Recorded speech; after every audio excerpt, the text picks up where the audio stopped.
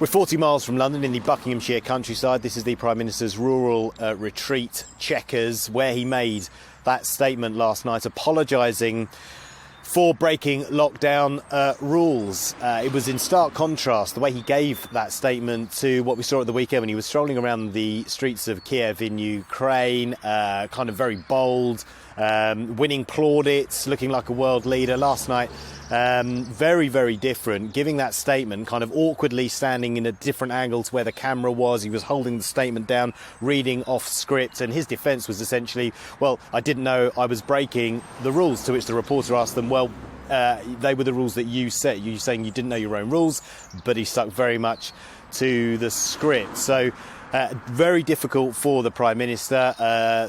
They will hope that this is now going to go away for number 10. The problem is that the Metropolitan Police are looking into 12 events in and around number 10, and at the moment we've had 2 waves of fines, and there will be more on the way, and potentially the Prime Minister could receive another fine. So it could get even more difficult for the Prime Minister as the Metropolitan Police investigation unfolds.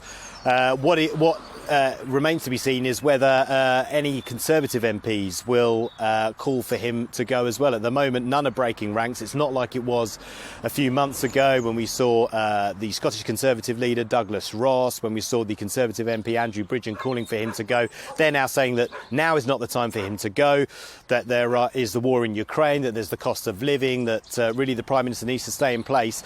And indeed, even if they were to call for him to go, there is not enough time to get a leader in place for the local elections on May the 4th. So the Conservatives at the moment sticking behind the Prime Minister, but how long they're going to hold that position for, with the Metropolitan Police investigation ongoing, and of course Sue Gray, remember her report, which is due to be published in full as soon as the police conclude their investigation. It remains to be seen how long that's going to continue, with his own party sticking behind him. And of course, it's going to be very interesting to see how this all plays out in the polls with voters in the local elections on May the 4th.